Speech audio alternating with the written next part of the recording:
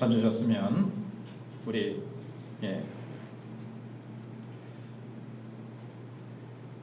진성우 선생님 한번 읽어주시겠습니다.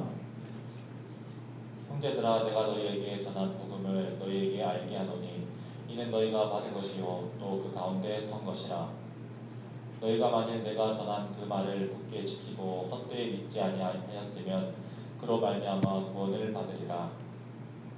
내가 받은 것을 먼저 너희에게 전하였노니 이는 성경대로 그리스도께서 우리 죄를 위하여 죽으시고 장사 지낸 바 되셨다가 성경대로 사흘 만에 다시 살아나사 게바에게 보이시고 그의 12제자에게와 그 후에 500여 형제에게 일시에 보이셨나니 그 중에 지금까지 대다수는 살아있고 어떤 사람은 잠들었으며 그 후에 야고보에게 보이셨으며 그 후에 모든 사도에게와 맨 나중에 만삭되지 못하여 난 자 같은 내게도 보이셨느니라. 나는 사도 중에 가장 작은 자라. 나는 하나님의 교회를 박해하였으므로 사도라 칭함받기를 감당하지 못한 자니라. 그러나 내가 나된 것은 하나님의 은혜로 된 것이니 내게 주신 그의 은혜가 헛되지 아니하여 내가 모든 사도보다 더 많이 수고하였으나 내가 한 것이 아니요 오직 나와 함께 하신 하나님의 은혜로라. 그러므로 나나 그들이나 이같이 전파하매 너희도 이같이 믿었느니라. 아멘. 오늘은 부활 없이는 신앙도 없다, 이런 제목으로 하나님 말씀을 생각해 보겠습니다. 예수님께서 이 땅에서 하신 일들이 참 많습니다. 가르치신 것도 많고 베푸신 이적도 많습니다. 그 모든 것들이 이제 각각 중요한 의미를 갖습니다. 그리고 그런 많은 교훈과 깨달은 것들과 예수님의 가르침, 행하신 것, 또 예수님의 성품, 이런 것들이 다 합해서 우리의 신앙을 이루게 됩니다.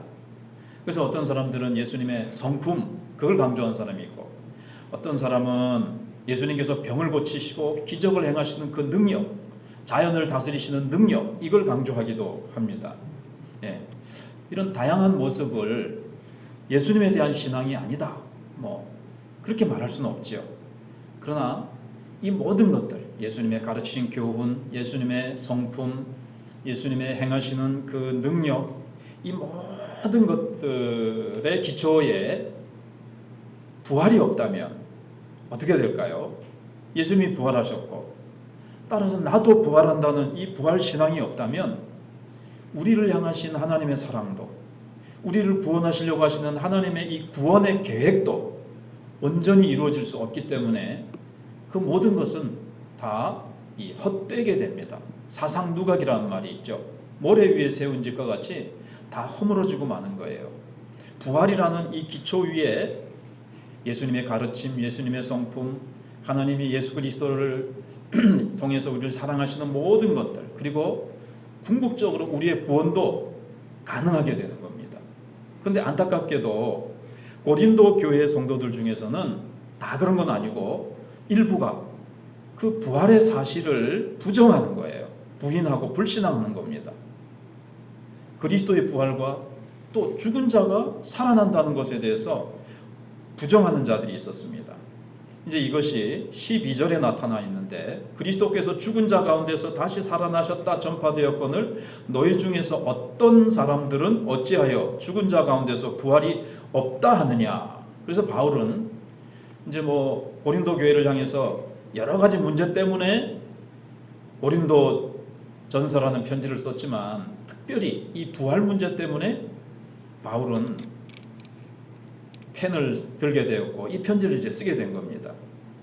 근데 바울은 사실 고린도서 15장 전체가 참 길지, 58절까지 전체가 부활에 대한 내용이지만, 오늘은 일단 1절부터 11절까지, 거기 이제 서론인데 거기서 세 가지로 부활을 증거하고 있습니다. 그 세 가지가 뭔가? 첫 번째가 복음입니다. 복음을 가지고 예수님의 부활을 증거하고 있습니다. 두 번째는 성경을 증거로 하고 있습니다. 세 번째는 증인들, 부활을 목격한 증인들을 거명하면서 부활은 사실이다, 이걸 이제 증명하고 있습니다. 이제 첫째가 복음입니다. 1절, 2절에서 사도 바울은 말하죠. 형제들아, 내가 너희에게 전한 복음을 너희에게 알게 하노니 이는 너희가 받은 것이요 또 그 가운데 선 것이라. 예.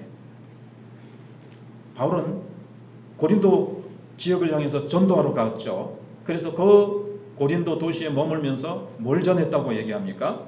예, 복음을 전했다. 예. 그걸 이제 알게 한다 이 말이에요. 지금 내가 복음 전한 것을 다시 상기시킨다 이거죠. 내가 가서 너희들에게 뭘 전했냐? 복음 전하지 않았느냐? 이 복음은 뭐냐? 내가 받은 것이고, 예, 그것을 갖다가 너희에게 전했다. 예.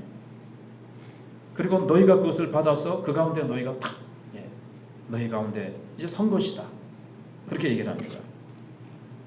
그리고 2절에서 너희가 만일 내가 전한 그 말, 내가 전한 그 복음, 그걸 너희가 굳게 지키고 굳게 붙들고 지키고 헛되이 믿지 아니하였으면 그로 말미암아 구원을 받으리라. 이렇게 말씀하고 있습니다. 여기 보면 복음을 전했다는 것, 내가 예? 정치 사상이나 다른 얘기한 것이 아니고 내가 제일 먼저 너에게 복음을 전했다. 이걸 먼저 상기시키고 있습니다. 복음을 전했다는 것을, 복음을 사실 사도 바울은 가장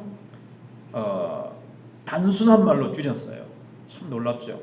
복음은 굉장히 사실은 예수 믿으면 천당 갑니다, 이렇게 간단한 내용은 아니에요. 복음은 참 내용이 풍부합니다. 근데 그것을 압축을 해서 엑기스로 딱 만든 게 뭐냐면, 예, 우리가 3, 4절 두 번째 대지에서 생각해 보겠지만, 예, 그거를 내가 너에게 다시 알게 한다.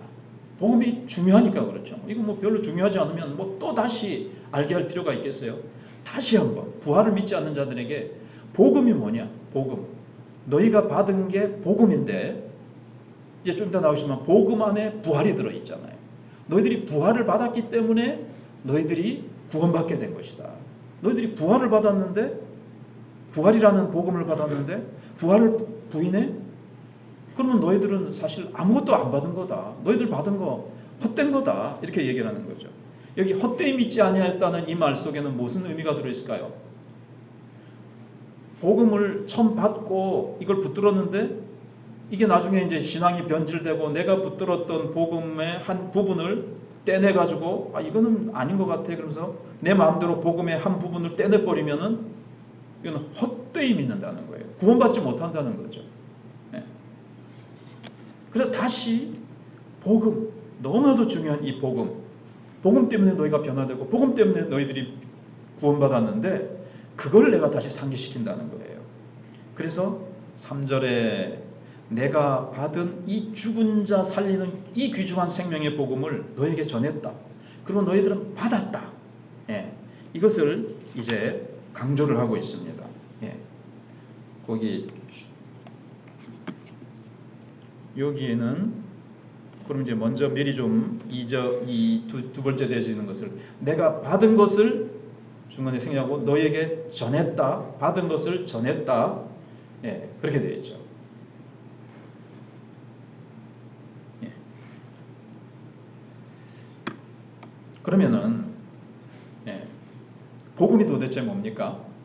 이거 뭐 사상도 아니고 철학도 아니고 이데올로기도 아닙니다. 복음이 뭡니까?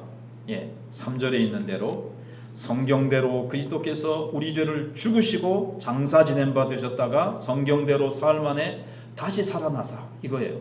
예수님이 우리의 죄를 위해서 죽으시고 장사 지내시고 다시 살아나셨다, 이겁니다. 거기 이제 장사 지낸 게 이제 들어가 있죠.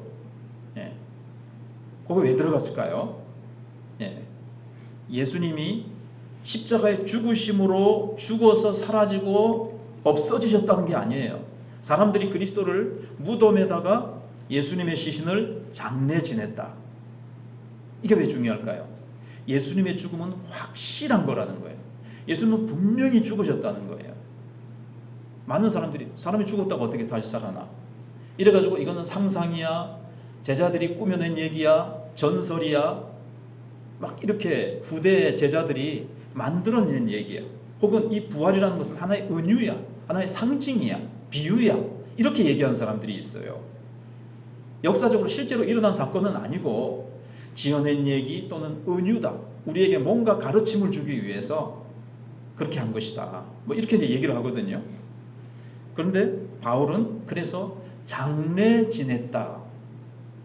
현실적으로 역사 속에 분명히 일어난 사건이다. 이 말이죠. 시간과 공간 속에서 일어난 이순신 장군이 존재했고 이순신 장군이 거북선을 만들어 일본군을 물리친 것이 역사 속에 일어난 사실이듯이 예수님이 십자가에서 우리 죄를 위해서 죽으시고 장사 지낸 바 되었다.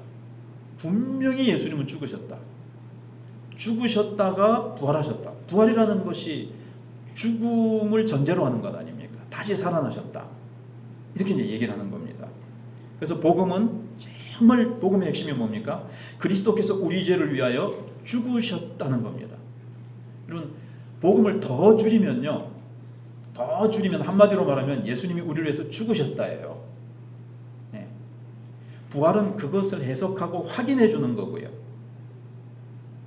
부활은 뭐 거기에 딸려붙은 조그마한 거라는 뜻은 아니고요.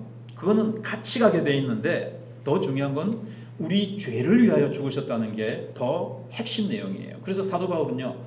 로마서 5장 8절 같은데 우리가 아직 죄인 되었을 때 그리스도께서 우리를 위하여 죽으사 우리에 대한 하나님의 사랑을 확증하셨느니라. 그게 부활이 있어요? 부활 안 해도 된다는 말이 아니고 복음을 더 한마디로 축약, 액기스로 더 죽으심과 부활인데 더 줄일 때는 한마디로 예수님의 죽으심을 얘기해요. 그만큼 예수님이 우리를 죄를 위해서 죽으셨다는 것이 정말 중요한 핵심 내용이죠. 왜 그렇죠? 죄가 하나님과 우리 사이를 분리시켰고 하나님의 우리에게 주신 그 영원한 생명을 잃어버리게 만들었고 그래서 하나님이 우리에게 주신 권세와 축복을 다 잃어버리게 만들었어요. 그래 이제 우리가 하나님의 은혜와 축복을 다시 그러니까 하나님과의 관계를 회복하고 하나님의 모든 천국 자원을 우리가 덧입어서 살아갈 수 있게 하려면 뭐가 해결돼야 되겠습니까? 죄지요. 그러니까 죄를 위해서 죽으시고 예수님이 죄를 위해서 십자가에서 죽으심으로 말미암아 예수님의 그 구속의 그 제사가 우리 죄를 씻겨 주시는 속죄 제사가 온전히 이루어졌다는 것을 확인하는 게 부활이에요. 중요한 거는 이제 예수님 우리의 죄를 위해서 죽으셨다는 거죠. 그래서 예수님의 십자가의 죽음이 자신의 죄로 말미암아 죽으신 것이 아니라는 거죠. 그러니까 다시 살아나셨죠. 예수님이 죄인이고 자신의 죄로 죽으셨다면 어떻게 되죠? 그럼 그 죄값으로 예수님 죽고 그냥 끝난 거죠. 근데 다시 살아나셨다는 것은 예수님은 뭐가 없으시다? 죄가 없다는 뜻도 포함되어 있는 거죠. 예수님 왜 죽으셨어요? 죄도 없으신 죄를 알지도 못하시는 순결하고 점 없으신 하나님의 어린 양 예수님이 왜 죽으셨습니까? 죽으실 이유가 없잖아요. 죄가 없으신데 죽음은 죄에 대한 삭신데 바로 우리 죄를 위해서 죽으셨죠. 그래서 예수님의 부활은 뭘 증명해요? 우리의 죄를 위해서 죽으셨으니까 우리의 죄가 해결됐다. 그리고 우리 죄를 위한 예수님의 죽으심이 하나님께서 받아들이셨다. 그래서 예수님이 부활하셨다는 것은 우리 죄가 해결됐구나라는 확인이에요. 표시예요. 부활은 그런 의미를 가지는 거예요. 예수님의 죽으심이 무엇을 위한 죽으심이냐? 예수님의 죽으심이 우리의 죄를 해결했다라는 하나님이 기뻐 받으셨다는 것을 확증해 주는 것이 부활이에요. 그러니까 예수님이 죽으시지 않으셨다면 이게 뭐 우리의 죄는 그대로 있게 되는 거죠. 근데 부활이 그것을 이제 확증해 주는 거죠. 그래서 이제 부활이 없다면 또 우리의 죄는 여전히 그대로 있을 것이다. 그래서 12절 이하로 이제 쭉 말씀을 하고 있죠. 여러분 보세요. 예수님이 다시 살지 못하셨다면 예수님의 죽음은 실패였다는 것이 되는 거예요. 우리 죄를 위한 죽음이 아니었다는 거죠. 죄값이 치러지지 않았으니까. 그래서 그분은 우리 죄를 위해서 죽으셨고 사람들은 예수님을 장사 지냈습니다. 그러나 그리스도께서 죽은 자 가운데서 살아나셨습니다. 이것이 이제 복음의 중요한 메시지입니다. 왜 바울이 이제 그러면 복음을 인용합니까? 부활이 이제 우리 기독교에 있어서 우리의 구원 사건의 가장 기본적인 요소이기 때문에 그렇습니다. 그래서 부활을 부인하면 복음도 없게 되고 구원도 없는 거예요. 여러분 가운데 내가 교회는 다녀. 내가 예수님이 우리를 죄를 위해서 죽으신 것은 믿어. 근데 부활은 내가 못 믿겠어. 죽은 자가 어떻게 살아나? 이렇게 하면 그 사람은 아무리 교회를 다녀도 여기 헛되이 믿지 아니하였으면 그랬는데 헛되이 믿는 거예요. 교회 다녀봤자 말짱 헛거예요. 구원은 없어요. 예수님이 우리의 죄를 위해서 죄 없으신 분이 죽으셨기 때문에 예수님은 다시 살아나셨다. 그리고 우리가 우리의 죄를 위해서 죽으셨다는 것이 하나님 앞에 기쁘게 받아들여졌다는 확증하는 이 부활, 그분이 하나님의 아들이시라는 증거거든요. 아들이시기 때문에 다시 살아나셨죠. 이게 로마서 1장 3절 4절에 있는데요.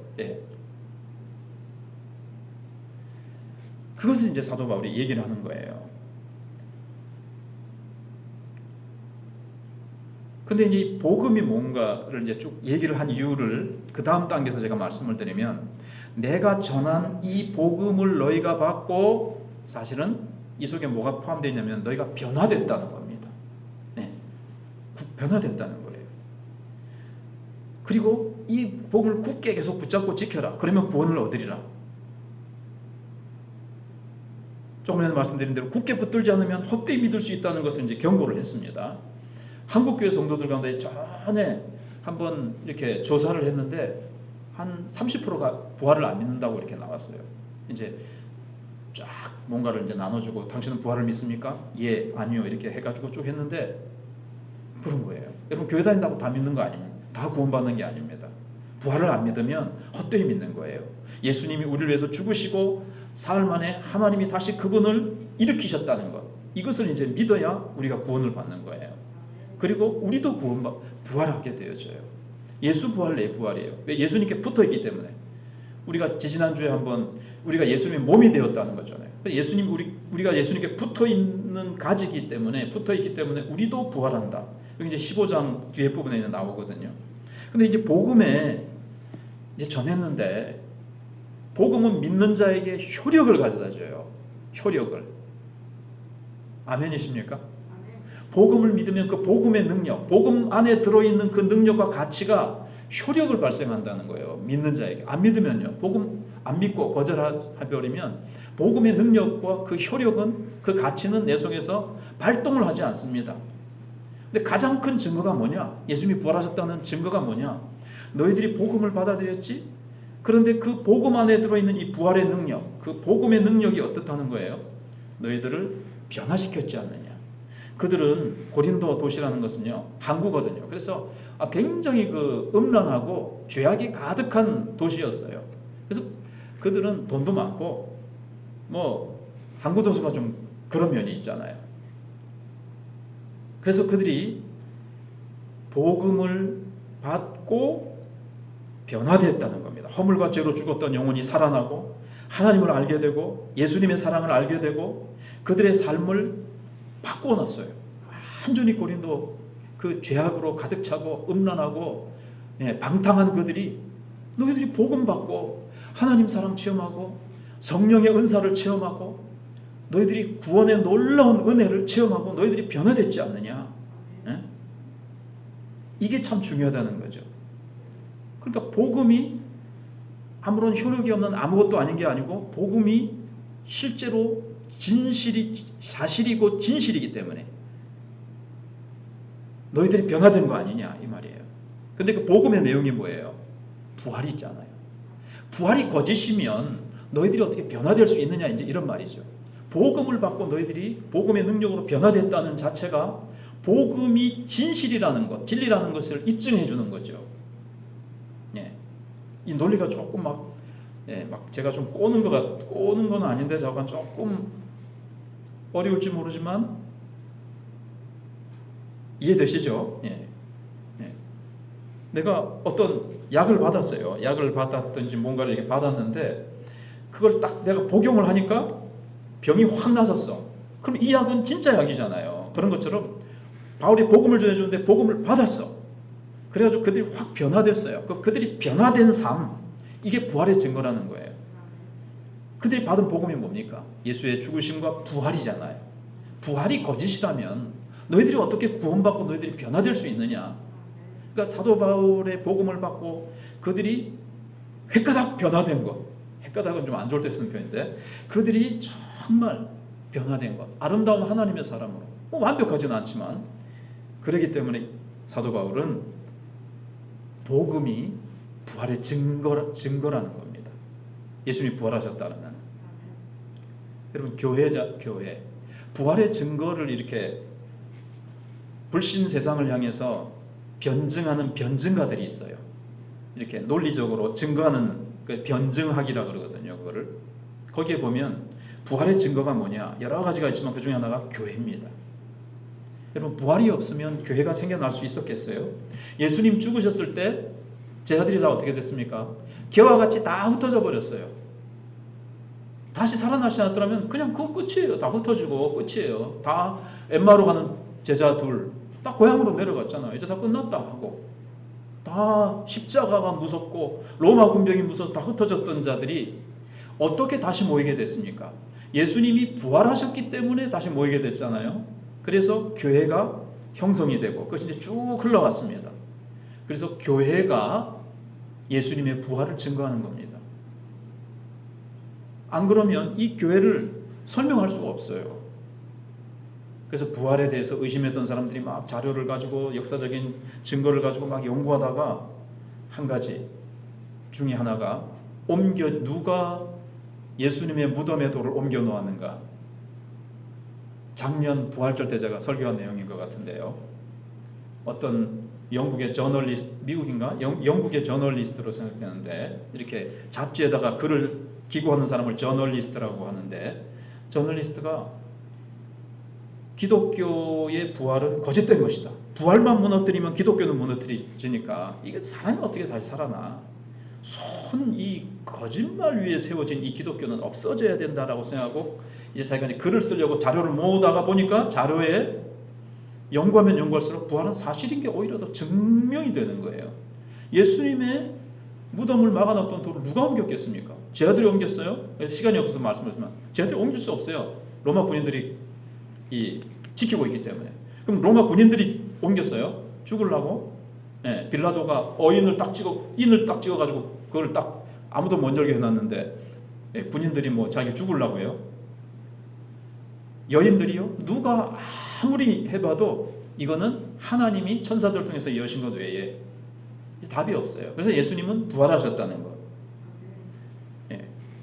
그래서 제자들이 예수님의 부활로 말미암아 다시 모이게 된 거예요. 그래서 부활의 최종적인 증거는 다른 데 있는 게 아니에요.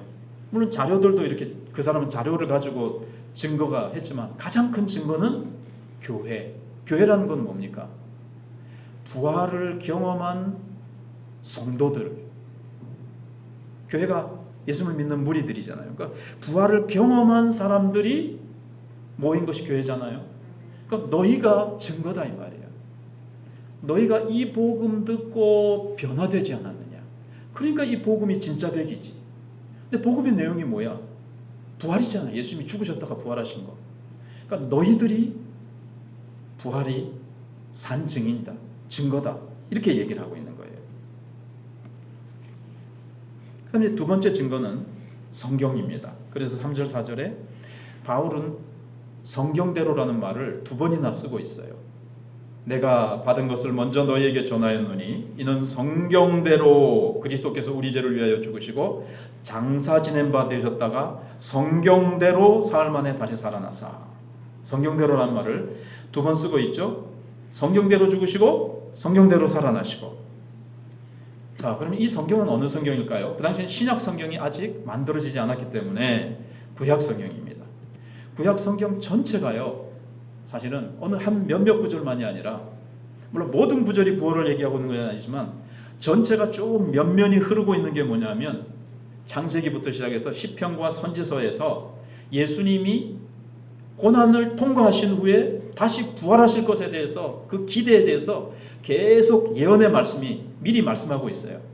예, 창세기 3장 15절에 여인의 후손이 뱀의 머리를 깨뜨릴 것이다. 근데 뱀은 예수님의 발 뒤꿈치를 상하게 할 것이다. 이건 예수님의 고난을 얘기하는 거죠. 예수님이 사흘 동안 무덤에 장사 지냄 받으시는, 죽으시고 장사 지냄 받으시는 요걸 얘기하지만 예수님은 고난을 통과하신 후에 부활하실 것에 대해서 계속 말씀하고 있습니다. 시편 22편을 보시면요, 정말 자세하게 예수님이 십자가상에서 막 외치시고 고통당하시는 것, 하나님이 어찌하여 나를 버리셨나이까, 내 혀가 입천장에 붙었나이다, 내 이틀이 그냥 막 고통 속에, 그 다음에 막 혀가 입천장에 붙고 내가 목이 말라 죽겠고 개들이 나를 둘러싸고 내 수족을 찔렀나이다. 너무너무 십자가에 죽으시는 예수님의 모습을 아주 상세하게 기록하고 있고, 그 다음에 뒤에 가서 이제 예수님이 다시 부활하신 그 승리의 모습을 이제 막 찬양하고 있습니다. 또 우리가 잘 아는 이사야 53장에는 어떻게 됐습니까? 고난당한 여호와의 종에 대해서 말씀하고 있습니다.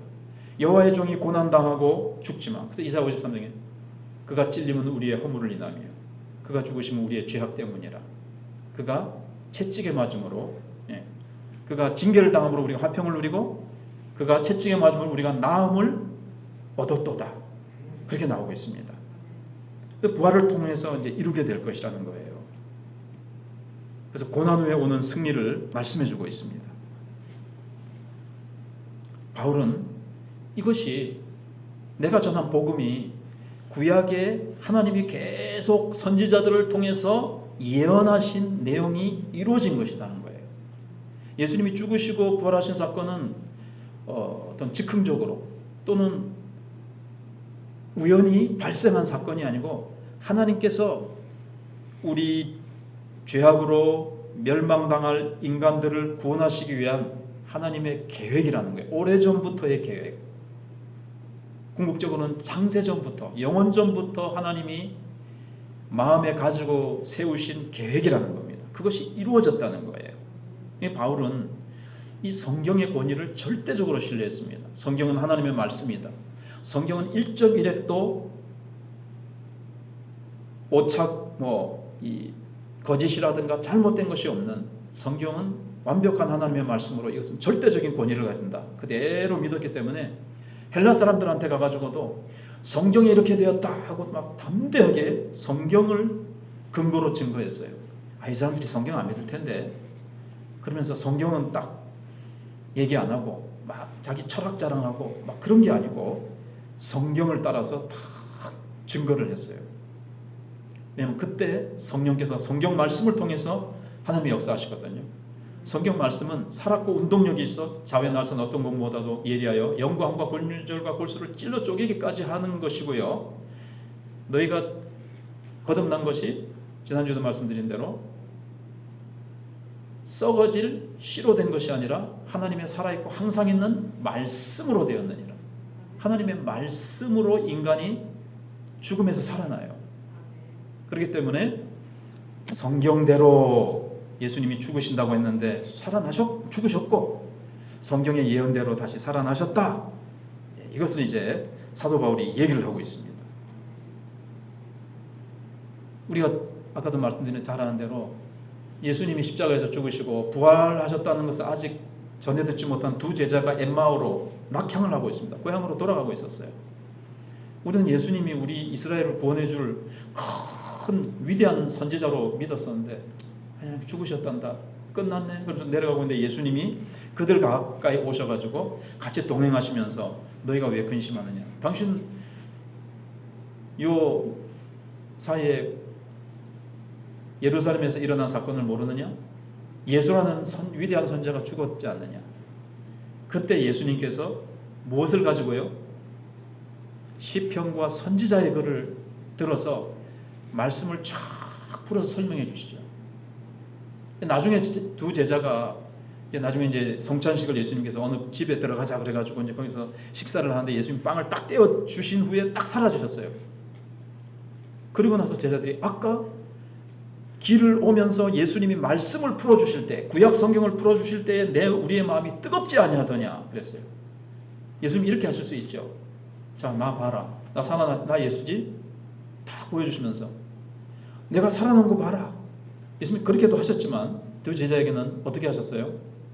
살아나신 자신을 목격하는 것을 그 위에다가 그들의 부활신앙을 세워주신 것이 아니고 뭐 위에 세워주셨어요?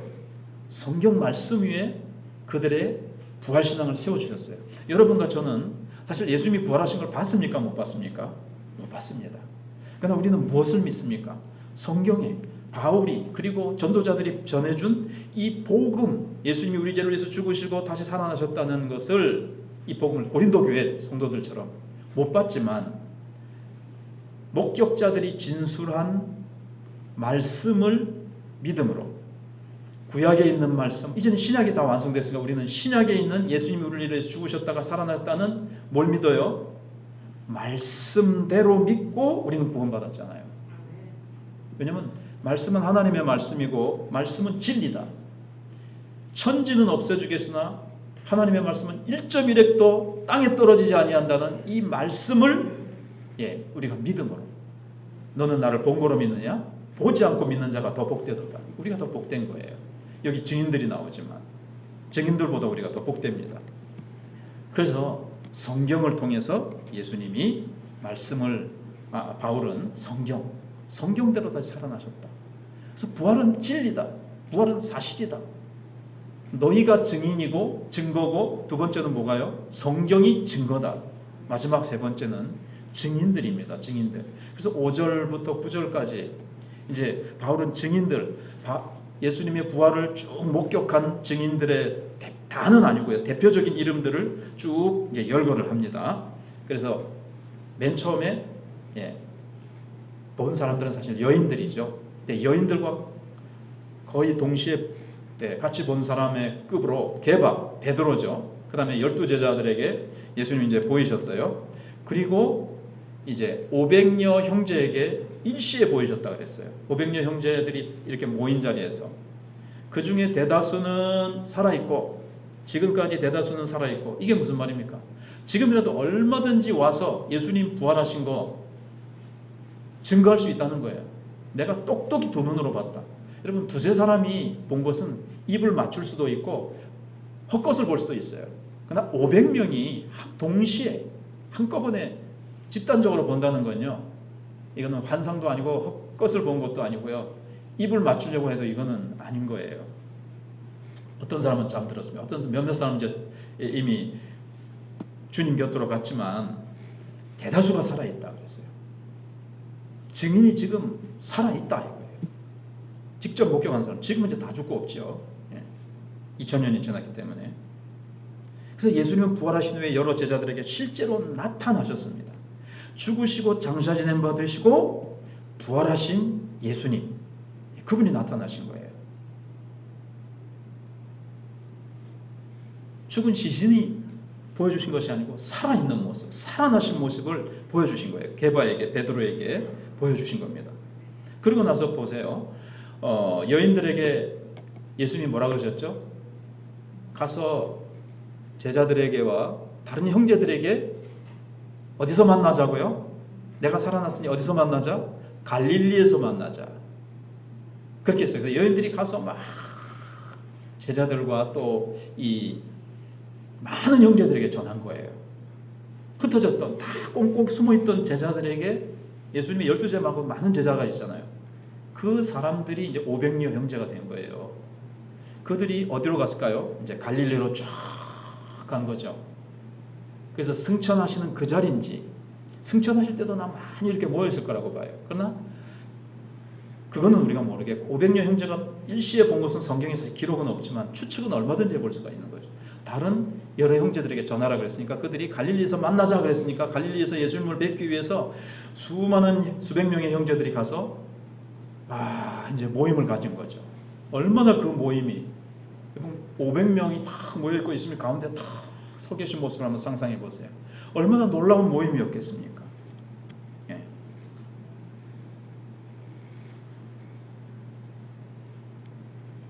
그리고 나서 또 성경에 없는 얘기가 누구냐면, 그 후에 야고보에게 보이셨습니다. 이 야고보는 누굴까요? 예수님의 형제 야고보를 얘기하고 있습니다.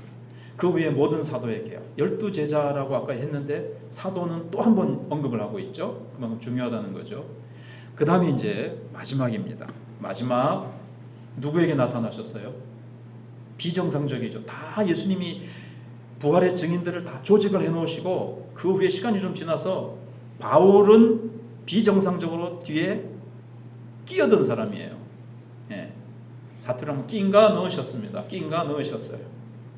나중에 만삭되지 못해 난 자 같은 내게도 보이셨느니라. 내게가 이제 바울이잖아요. 여러분 여기 만삭되지 못해 난 자가 원어로는 물론 조산했다라는 뜻도 되지만 10달을 다 채우지 못하고 나왔다는 뜻도 되지만 유산된 자라는 원어의 뜻이 있어요. 죽어서 태어났다는 거죠. 사산된 자, 사산. 죽어서 태어났다. 왜 죽어서 태어났다? 나는 그만큼 모자란 팔푼이란 뜻 정도가 아니고 유산됐다는 뜻이 있어요. 왜냐하면 지금 부활을 설명하기 때문에 죽은 자나 마찬가지인 나를 다시 살리셨다. 내 영혼을, 내 인생을 다시 살리셨잖아요. 그래서 더 죽은 자와 같다. 죽어서 태어났다라는 표현도 우리가 받아들일 만합니다. 물론 팔푼이로 태어났다는 뜻도 되지만 원어에는 유산된 자라는 뜻이 있습니다. 그만큼 나는 자격이 없다. 그 다음에 또 뭐라고 얘기하고 있습니까? 나는 사도 중에 가장 작은 자다. 맨 나중에 부활을 목격했거든요. 또 하나는요. 나는 하나님의 교회를 박해했는데 나 같은 자가 어떻게 사도가 될 수 있어요? 예수님의 12제자와 같이 처음부터 부름을 받아서 예수님 밑에서 교훈을 받고 예수님과 동행하며 예수님의 부활까지 다 목격한 그런 아주 뛰어난 사도들 축에 못 끼운다는 거예요. 나는 교회를 박해한 원수, 기독교의 원수, 정말 하나님 앞에서 가장 극악무도한 죄인 중에 괴수. 그래서 사도라 칭함을 감당하지 못할 자라는 거예요, 자기는. 그러나 즉시로 또 뭐라 그럽니까? 그러나 그럽니다. 그러나 그거 맞긴 맞다. 그러나 하나님이 주님이 나에게 나타내 주셨다. 그것도 즉시로 그것도 사실이다. 그리고 나에게 사도의 사명을 주신 것도 사실이다. 이 얘기입니다. 그래서 나의 나 된 것은 하나님의 은혜로 된 것이니 그렇게 얘기를 합니다. 그래서 내게도 보이셨느니라. 이 말은 부활하신 주님, 살아계신 주님이 다메섹으로 가던 나를 만나 주셨다는 거죠. 여러분 부활의 증거를 아까 말씀드렸잖아요. 교회, 그죠? 그 중에 또 하나가 뭐예요? 변화된 바울입니다. 예수님의 부활이 아니고는 바울이 변화된 것을 설명할 수가 없어요. 아니 기독교를 없애려고 박해하던 사람이 어떻게 그렇게 하루아침에 정말 헷가닥해서 기독교를 미친 듯이 전하고 유럽과 소아시아를 완전히 뒤집어서 복음화시키는 사람이 어떻게 될 수 있습니까? 예수님이 죽고 없으셨다면 예수님이 부활하셨다라고 하는 이 부활의 복음을 전하는 사람으로 어떻게 변화될 수 있어요? 그 위험을 무릅쓰고 죽음의 위험을 무릅쓰고 전한 바울을 어떻게 설명할 거예요?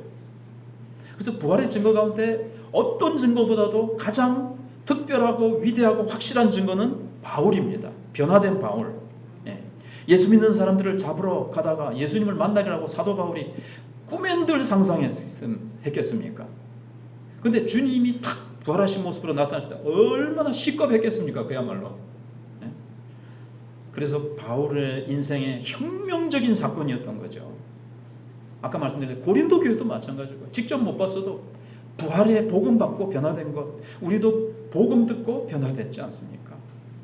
그래서 예수는 우리의 인생의 BC와 AD, 예수 이전과 예수 이후로 딱 갈라놓는 분수령이 되시는 예수님이잖아요. 근데 바울이 그만큼 송두리째 예수님의 부활을 목격하고 변화됐어요.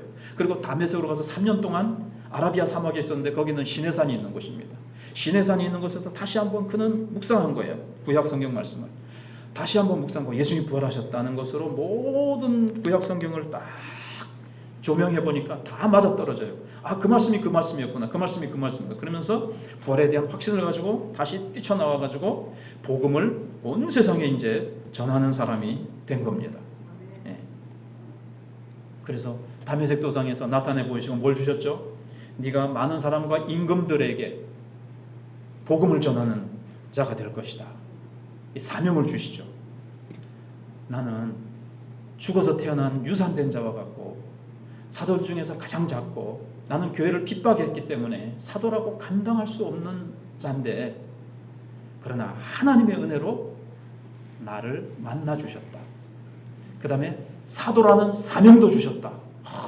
사도가 될 수 있어요. 이 최고 원수가 철천지 기독교의 원수가 성도들을 잡아 죽이고 감옥에 가두던 그 나쁜 인간이 근데 하나님의 은혜로 나의 나 된 것. 바로 어떤 사람이었죠? 유대인 중에 유대인, 율법을 잘 지키던 사람이고 그 다음에 헬라 도시에서 자라난 헬라인이나 마찬가지예요. 겉은 유대인이고 속은 헬라인이고 그 다음에 로마 시민권을 가진 자였어요. 그거 가지고 자랑했는데 그건 이제 다 아니고 그거는 다 쓸데없는 거고 헛된 거고 자기는 예수 안에서 정말 사도가 되고 부활의 증인이 된 것이 얼마나 좋은 거예요. 그것은 나를 새로운 존재로 바꿔주신 것은 하나님의 은혜였다. 그런데 여기 보세요. 그 은혜가 헛되지 아니하여. 헛되단 말이 어디 나왔었죠? 아까 2절에 너희들이 이 복음을 헛되이 받지 아니하면. 복음을 헛되이 받을 수도 있어요. 바울에게 하나님 은혜 주셨어요. 부활하신 주님이 만나 주셨죠. 사명 주셨죠. 그 은혜인데 그 은혜를 헛되이 받을 수도 있어요. 여러분. 주님 죄송한데요. 잘 못하겠습니다. 이럴 수도 있어요. 근데 헛되이 받지 않고 주님이 주신 그 은혜, 만나 주신 은혜, 사도로 불러주신 그 사명의 은혜, 그리고 그거에 사도 바울은 아멘으로 받고 그 은혜가 헛되지 않게 했다는 것은요. 순종했다는 것. 그것도 충성스럽게 순종했어요.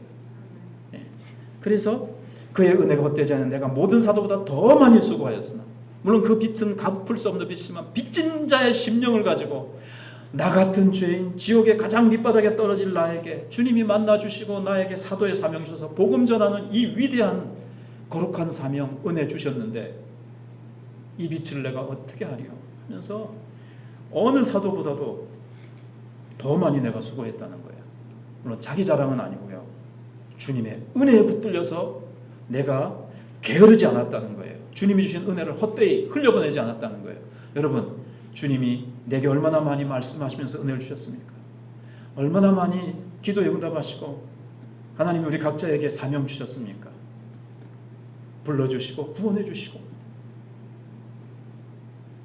그런데 게으를 수 있어요. 그 은혜가 내 속에서 작동하고 내 속에서 열매를 맺고 내게 베풀어 주신 그 은혜만큼 아니면은 안 되더라도 반의 반이라도 빚진 자의 심령으로 충성해야 되는데 게을러 터져가지고 사명도 감당 안 하고 주님이 주신 그 사명이 은혜인데 얼마나 수많은 사람들이 예수 안 믿는데 나 예수 믿게 하시고 예수 믿는 가정에 태어나서 처음부터 복음 듣게 하시고 복음 안에서 자라나게 하셨든지 내게 주신 은혜가 있단 말이에요. 근데 충성스럽게 순종 안 할 수 있어요. 귀중한 직분을 맡기셨는데 남다른 은혜를 주셨는데 게으를 수 있어요. 주님 앞에 갔을 때 너에게 내가 많은 은혜를 부어줬고 직분 맡겨주었건만 너 뭐하다 왔니? 주님 앞에 열매가 없어. 주님 앞에 내어놓을 열매가 없을 수 있는데 바울은 어땠다는 겁니까? 내가 모든 사도보다 더 많이 수고하였으나 바울이 얼마나 많은 교회를 세우고 얼마나 전도의 열매가 많아요. 주님 앞에 충성했어요. 근데 내가 한 것이 아니고 오직 나와 함께 하신 하나님의 은혜로라 이렇게 얘기를 하고 있습니다. 하나님의 은혜에 붙들려서 그 은혜를 거절하지 않고 복종해서 충성해서 열매 맺었다는 겁니다. 헛되다는 말이 또 어디에 나오는지 아세요? 15장의 맨 끝에 나옵니다. 58절. 너희 수고가 헛되지 않은 줄 압니다. 너희 수고가 헛되지 않은 줄 압니다. 왜요? 부활이 있기 때문에. 경고하여 흥교하며 흔들리지 말며 주의 일에 더욱 힘쓰는 자들이 되라. 물론 지금까지 수고했지만 더 힘쓰는 자가 되라. 주님 만날 날이 가까웠고 주님 재림할 날이 가까웠는데 주님 앞에 서는 그날 예수님이 재림하시는 그날은 우리 모든 성도들이 부활하는 날입니다. 이런 모습이 아니라 예수님과 같이 거룩하고 영광스러운 모습으로 부활하시는 날, 상급받는 날이잖아요. 고린도후서 5장 10절에 우리가 다 그리스도의 심판대 앞에 서서 우리 몸으로 행한 것을 따라 받으려 함이니라. 뭘 받아요? 몰라요. 잘 모르겠어요. 성경이 구체적으로 얘기는 안 하고 있는데 받는데요. 주신다는 거죠. 뭘 따라서요? 몸으로 행한 것을 따라. 여러분, 이 세상에 빨리 주님 데려가시지. 아닙니다. 이 땅에 사는 동안에요, 내가 주님 앞에 기도하고 예배드리고 주님을 위해서 상급과 면류관으로 내가 다른 사도보다 더 많이 수고했어요. 받은 은혜가 많기 때문에, 또 부활을 믿었기 때문에 마지막 그날 주님 앞에 자기는 챔피언이 되어서 더 많은 상과 칭찬과 하나님께 영광 돌리기 위해서 더 많이 수고했다. 하나님의 은혜가 헛되지 않기 위해서. 여러분, 올해 우리 남은 생에 여러분 어떻게 하시겠습니까? 부활을 믿으십니까? 예수님이 부활하셨습니다. 예수님은 돌아가신 게 아니에요. 어제나 오늘이나 영원토록 동일하십니다. 지금도 살아계십니다. 지금도 내 안에 살아계시고 역사 속에 살아계시고 내 삶 속에 살아계십니다. 살아계신 그분이 나와 동행하고 계십니다. 그리고 나에게 날마다 은혜를 주십니다. 그 은혜를 따라서 수고할 때에 마지막 날 상급과 면류관을 주신다는 약속 굳게 붙잡고 작년까지도 수고했거니와 올해 더 수고합시다. 더 충성합시다. 그러면 더 많은 은혜를 주실 것입니다. 우리 기도하면서 나가겠습니다. 하나님, 그렇습니다.